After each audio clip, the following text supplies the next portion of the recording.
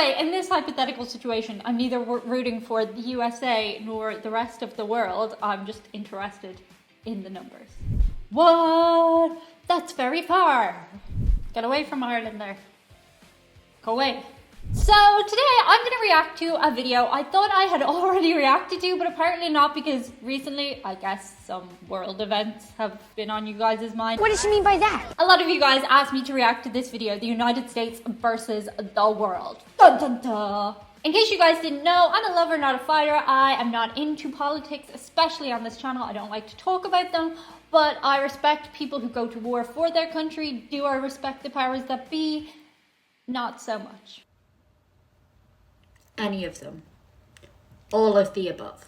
Anyway, I think this is going to be a really interesting video because, as a lot of us are aware of, the United States has some amazing weaponry and military powers. I don't know, is that button thing true? Do they really have like a button in the Oval Office that would like destroy the world? I don't know if it's that easy. I bet it's not a button. I'm sure they have to go through a lot of people. Today's subscriber else curse is brought to you by one of you guys. And if you guys want to leave a subscribe curse, do so in the comments and I might read it out. Today's curse is when you go to the grocery store for just a few items and there's no small carts or carry baskets and you have to use a big cart and end up buying way more than you planned. So subscribe, like, share, comment. Otherwise, that unfortunate event will befall thee. The United States found itself in a war against the entire rest of the world. How would that war potentially play out? The rules of this war game will be as follows. No nuclear weapons allowed, and war will be simulated to have broken out after weeks of preamble. As in a surprise attack, the United States with its forces spread around the world would likely lose its non-homeland forces entirely, but not before delivering crippling blows to most of the world's major powers and knocking them out of the conflict early. Look, nobody in The Ireland. US's main opposition would be in the form of a European coalition to include Russia and a China-India alliance. The United States operates the world's largest air and naval transport fleets that number in the hundreds of ships and aircraft. See that arrow there? See that arrow there that's pointing at Ireland? I think it's just going for Britain. I think that's probably our biggest worry. Because most people, let's be honest, USA and more would forget about Ireland. We're very small and inconsequential. I'm just hoping that when people are trying to take down Britain in this hypothetical war, that they don't like accidentally drop things on our small country.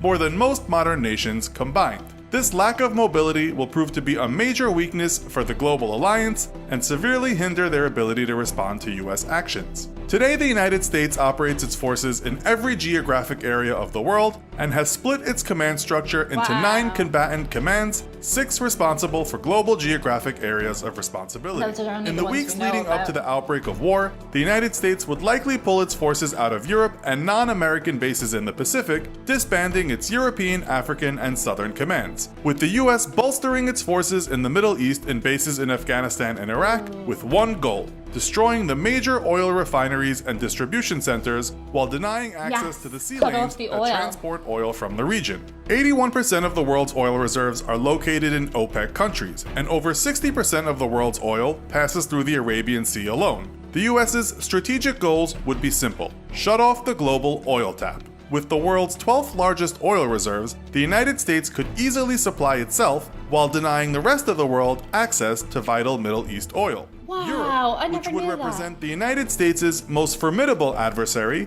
relies on Middle East oil for 40 to 50% of its total annual use, meaning an American stranglehold on the region would cripple any European war effort as reserves run out and their economies begin to collapse. Without adequate numbers of AWACS and electronic warfare assets, Middle East powers would be unable to coordinate the large amounts of sorties needed to counter US air power, and they'd find their aircraft and ground-based air defenses actively jammed or spoofed by American EW assets. In the opening days of the Middle East War, the US would likely see moderate casualties among its air forces, as it would be mostly operating against obsolete aircraft and disorganized or inexperienced air forces. The greatest threat to US craft would come from ground-based air defenses, which range in obsoletism, yet remain a formidable obstacle to US air power.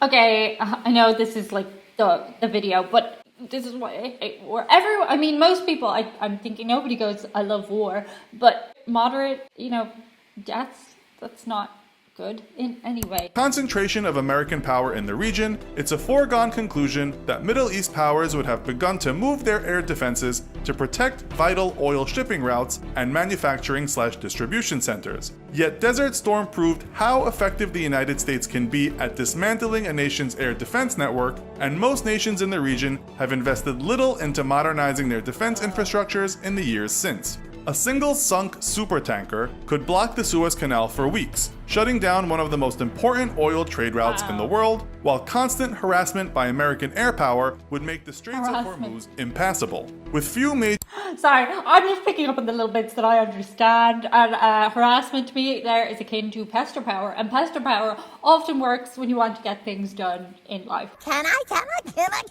major naval threats in the Pacific, American Pacific naval forces would be split between containing China and bolstering U.S. Central Command forces in establishing a blockade of trade routes across the Pacific and Indian Oceans. With 20 carriers, 11 of which are supercarriers, more than the rest of the world combined, yeah, we learned about a that blockade before, of the Indian and Pacific Oceans would be easily achieved. Yeah, bringing Russia into this whole hypothetical. And defeat. Europe would be faced with the difficult decision of committing the majority of its air and naval power to a Middle East campaign, yet with an American Navy larger than the next 8 navies in the world combined, they would be doing so at the risk of leaving their coasts vulnerable to harassment from American attack submarines and carrier strike groups. American attack submarines in particular would prove to be an overwhelming force, with 55 nuclear attack subs alone. Europe, to include Russia, fields nearly 100 submarines, yet only about a third of those are nuclear powered and range from 10 to 25 years behind US subs in tech. Lacking in major transport capabilities and the ability to adequately protect either their sea lanes or any attempts to move troops by sea, the global coalition would be extremely hard-pressed to dislodge the US from the Middle East. Battlefield 2, West Pacific. The West Pacific and South China Sea is the most economically important waterway in the world, with a full 1/3 of all global trade passing through the area, or about $5.3 trillion. China, South Korea, and Japan would especially have a vested interest in keeping these sea lanes open, yet none of those nations field a true blue water or deep ocean navy. In a global war, the United States would invest the majority of its expeditionary firepower in the West Pacific, having little to fear from an Atlantic incursion by European powers due to their lack of major military transport capability and navies designed for decades to engage Russian ships in literal combat rather than blue water operations. Japan would pose a significant challenge for US forces due to its very modern and robust self-defense forces, yet the island nation could be largely ignored due to Japan's lack of air tankers, limiting the range of its strike aircraft and 70-year self-defense military doctrine, which saw the nation only recently begin to build an expeditionary capability. With 155 F-15s making up the bulk of Japan's air force and only a combat range of 790 miles, it is doubtful the island nation would risk its 5 operational airborne refueling tankers to attempt offensive operations against the US Navy and its over 1,000 fighter aircraft, instead holding its air forces in reserve in case of an American attack on the homeland.